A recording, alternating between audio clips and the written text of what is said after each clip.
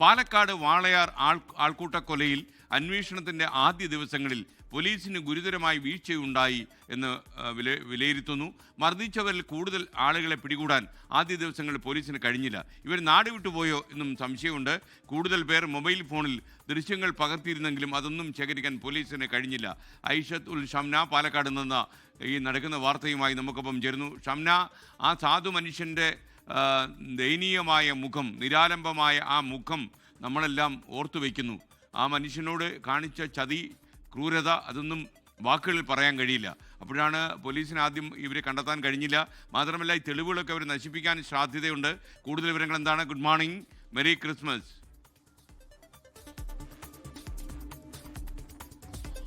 Very good morning, merry Christmas. കഴിഞ്ഞ ബുധനാഴ്ചയാണ് ഈ രാംനാരായണൻ അതിക്രൂരമായി ആൾക്കൂട്ട കൊലപാതകത്തിന് ഇരയാകുന്നത്.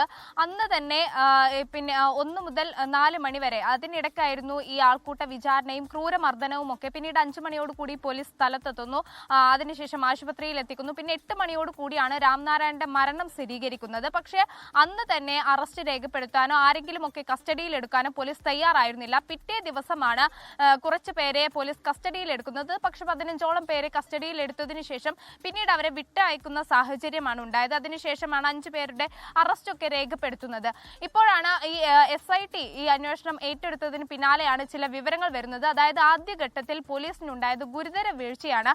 ഈ ആദ്യഘട്ടത്തിൽ പ്രതികളെ കണ്ടെത്താൻ കഴിഞ്ഞില്ല. അന്വേഷണത്തിന്റെ തുടക്കം മുതൽ ചില മെല്ലപ്പോക്ക് അതുണ്ടായി എന്നാണ് ഇപ്പോൾ കണ്ടെത്തലുണ്ടായിരിക്കുന്നത്. അതായത് ഈ ആദ്യഘട്ടം മുതൽ തന്നെ പറഞ്ഞിരുന്നു ഈ കേസിൽ കൂടുതൽ പ്രതികളുണ്ടെന്ന്. പക്ഷേ ഇതുവരെയും ഈ സംഭവം നടന്ന ഇത്ര ദിവസമായിട്ട് പോലും 5 പേർ എന്നതിനപ്പുറത്തേക്ക് മറ്റൊരു പ്രതികളെ കസ്റ്റഡിയിലെടുക്കാനോ അറസ്റ്റ് ചെയ്യാനോ സാധിച്ചിട്ടില്ല.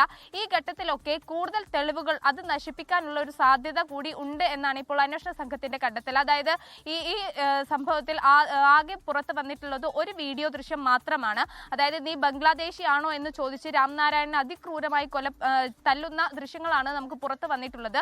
പക്ഷേ കൂടുതൽ പേർ ഈ സമയത്ത് തന്നെ ഈ രാംനാരായണനെ മർദ്ദിക്കുന്ന സമയത്ത് ദൃശ്യങ്ങൾ പകർത്തിയിരുന്നു. പക്ഷേ ഈ ദൃശ്യങ്ങൾ കണ്ടെടുക്കാൻ ഇതുവരെയും അന്വേഷണ സംഘത്തിന് സാധിച്ചിട്ടില്ല. മാത്രവുമല്ല ഈ ദൃശ്യങ്ങൾ പകർത്തിയ ഫോണുകൾ അത് നശിപ്പിച്ചതായാണ് ഇപ്പോൾ അന്വേഷണ സംഘം വിലയിരുത്തുന്നത്.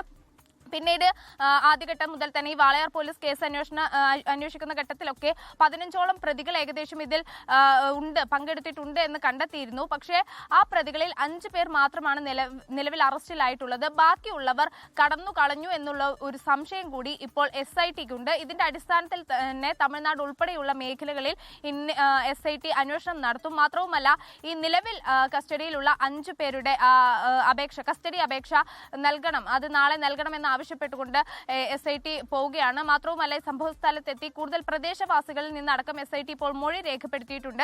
എന്തായാലും ഈ പുതിയ അന്വേഷണ സംഘം കേസ് ഏറ്റെടുത്തതിന് പിന്നാലെയാണ് ആദ്യഘട്ടത്തിൽ പോലീസിന് വീഴ്ചയുണ്ടായി എന്നൊരു കണ്ടെത്തൽ ഉണ്ടാകുന്നത്. നിലവിൽ ക്രൈംബ്രാഞ്ച് DYSPയുടെ നേതൃത്വത്തിലാണ് ഇപ്പോൾ അന്വേഷണം നടക്കുന്നത്. പ്രത്യേക അന്വേഷണ സംഘം തന്നെ രൂപീകരിച്ചുകൊണ്ടുള്ള ഒരു അന്വേഷണം. അപ്പോഴാണ് ഈ പോലീസിന്റെ ഭാഗത്ത് നിന്ന് ഇത്തരം വീഴ്ചയുണ്ടായി. ആദ്യഘട്ടത്തിൽ ഗൗരവമായി ഈ കേസിനെ പരിഗണിച്ചില്ല, അല്ലെങ്കിൽ കൂടുതൽ പ്രതികളിലേക്ക് എത്താനുള്ള സാധ്യത ഉണ്ടായിട്ട് പോലും അതുണ്ടായില്ല എന്നടക്കം ഇപ്പോൾ കണ്ടെത്തിയിരിക്കുന്നത്. ഐഷത്തുൽ ഷംനയാണ് വിവരങ്ങളുമായി ചേർന്നത്. ലോകത്തെവിടെയായാലും ഏത് സമയത്തും 24 വാർത്തകളും ഓഗ്മെന്റഡ് റിയാലിറ്റി പാക്കേജുകളും എക്സ്പ്ലെയിനറുകളും വിശദമായി കാണാൻ ഞങ്ങളുടെ YouTube ചാനൽ നിങ്ങൾക്ക് സബ്സ്ക്രൈബ് ചെയ്യാം.